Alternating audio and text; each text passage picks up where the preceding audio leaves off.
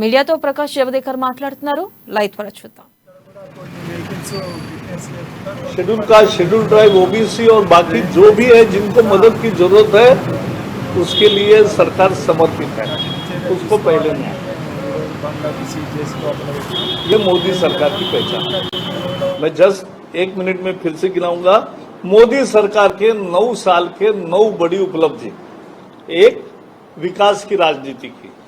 2, किसी के साथ भेदभाव नहीं किया।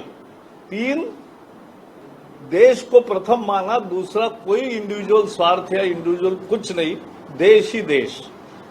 चौथा, करप्शन नहीं, 9 साल में एक भी आरोप नहीं लगा।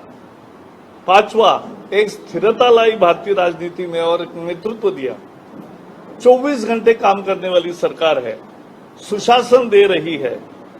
दुनिया में भारत का स्टेचर बढ़ा है। और आंध्र तेलंगाना के बहुत लोग विदेश में जाते हैं, उनको पूछो, उनकी कॉलर टाइट है। मैं तो विदेशों में वहां बतकम्मा और फंक्शंस में अनेक बार गया हूं, और वहां भी जब तेलंगाना का आंदोलन चला था तो 2 अलग बतकम्मा होते थे। तो ये भी मैंने सब देखा है। तो सबका साथ, सबका विकास, सबका विश्वास, सबका प्रयास और अंत्योदय, इस फिलॉसफी पर चलने वाली सरकार है। इसलिए लोग पसंद कर रहे हैं। और आने वाले 2024 में जबरदस्त सपोर्ट लोगों का बढ़ेगा। पहले से भी हमें ज्यादा सीटें मिलेगी और एनडीए को 2/3 बहुमत मिलेगा, यह हमें पूरा विश्वास है। और हम 5 साल और देश को अच्छा सुशासन देके विकसित देश में बदलेंगे। ये है। नहीं, अरे ताली नहीं, ये कोई सभा थोड़ी है।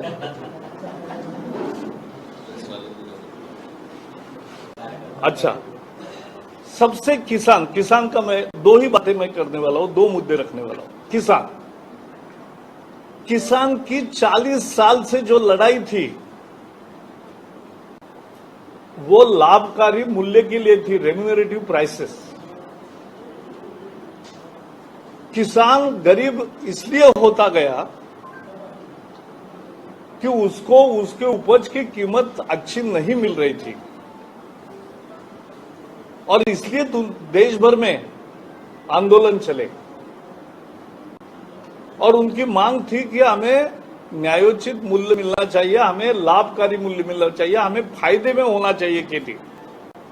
नेहरू जी के जमाने से कांग्रेस की जो नीति है वो ऐसी थी कि जो किसान हमेशा घाटे में ही रहेगा, हमेशा भीख मांगने के या कुछ न याचना करते हुए, यानी वो नहीं, it is not begging, demanding कि भाई मुझे ये चाहिए, तो ऐसा करना पड़ता था। क्यों? क्योंकि ये किसान को इस रूप में कांग्रेस ने लाया। अब मुद्दा था कि ये लाभकारी मूल्य तय कैसे होगा। तो अटल जी ने स्वामीनाथन कमीशन, सबसे लेट आते हो रहे 2 देश भर में जाने वाले, कैसे करें?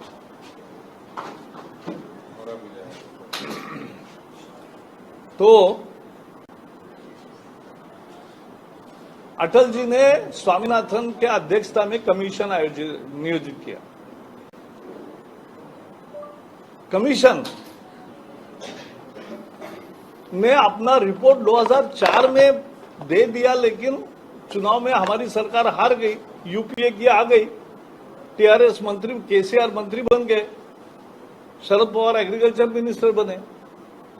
10 साल उन्होंने जो सिफारिश की थी कि लागत मूल्य प्लस 50%, ये स्वामीनाथन ने फॉर्मूला दिया कि कॉस्ट ऑफ प्रोडक्शन प्लस 50%, कभी उस पर अमल नहीं किया, वो स्वीकार ही नहीं किया। मोदी ने क्या किया? यह फॉर्मूला स्वीकार किया और पिछले 6 साल से उसको अमल में किया है, और उसके कारण आज बहुत दाम बढ़ गए हैं।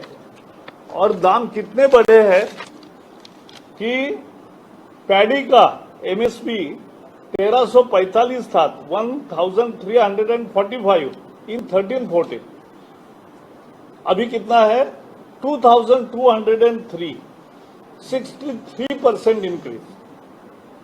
रागी 1500 रुपीज था, अब लगभग 4000 रुपये हो गया, 156% राइज है। कॉटन